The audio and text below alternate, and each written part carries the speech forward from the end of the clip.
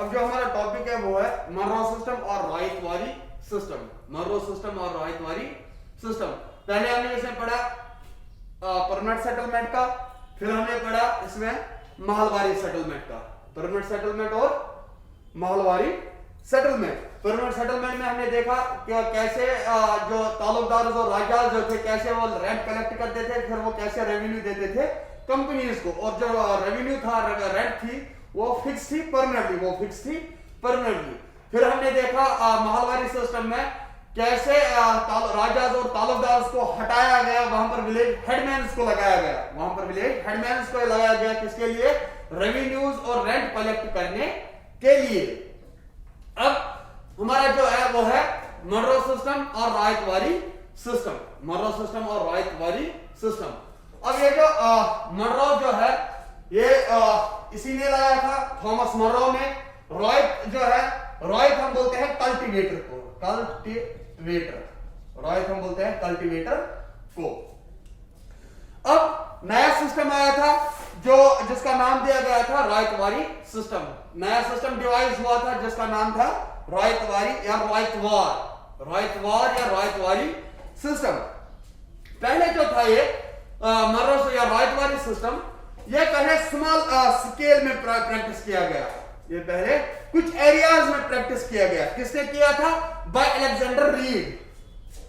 Alexander read. फिर से सुनो, रायतवारी सिस्टम नया सिस्टम आया था। अब महलवारी सिस्टम खत्म हुआ था, परमानेंट सेटलमेंट खत्म हुआ था, अब आया था रायतवारी सिस्टम। रायतवारी सिस्टम। रॉयत हम बोलते हैं कल्टीवेटर को, रॉयत हम बोलते हैं कल्टीवेटर को।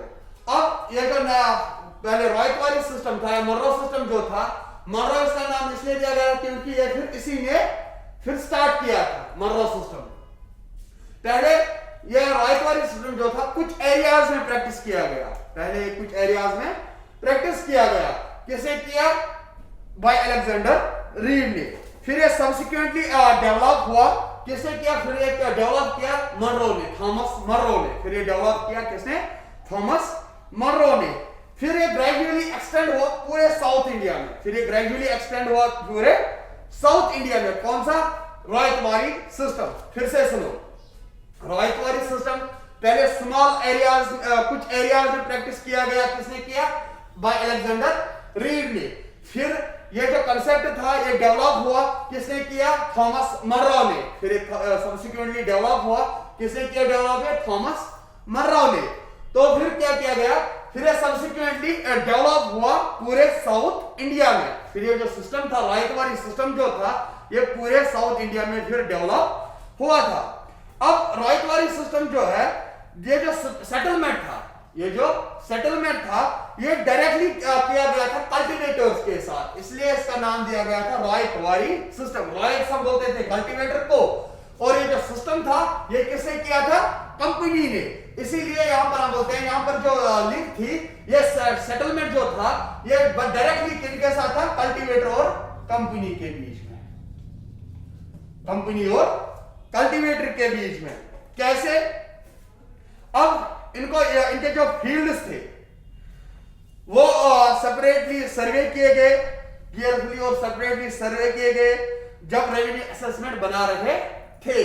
पहले रायतवारी सिस्टम जो था ये क्या था? डायरेक्ट लिंक थी इसमें के साथ कल्टीवेटर और कंपनी को। फिर इनके फील्ड जो थे वो केयरफुली और सेपरेटली क्या हुआ था? सर्वे किया गया था जब क्या रेवेन्यू असेसमेंट बना रहे थे। अब ये जो रेवेन्यू जो था वो कलेक्ट कर रहे थे इंडिविजुअल्स सेपरेटली, वो कलेक्ट कर रहे थे इंडिविजुअल्स सेपरेटली। और कौन कलेक्ट कर रहा था? कंपनी। कौन कलेक्ट कर रहा था? कंपनी। मतलब हम यहां पर ये कहेंगे कि ये जो कंपनी जो थी यहां पर वो यहां पर एक्ट कर रही थी एज पैटर्नल फादर, वो यहां पर एक्ट कर रही थी एज पैटर्नल फादर। मतलब वो ऐसे ऑर्डर्स देती थी, और ये जो यहाँ पर इंडिविजुअल्स थे, कल्टीवेटर्स थे, वो मजबूर थे रेवेन्यू पे करने के लिए। इसलिए इसका नाम दिया गया था रायतवारी सिस्टम। यहाँ पर क्या था? कल्टीवेटर और कंपनी के बीच में डायरेक्ट लिंक थी। यहाँ पर कल्टीवेटर और कंपनी के बीच में डायरेक्ट लिंक थी।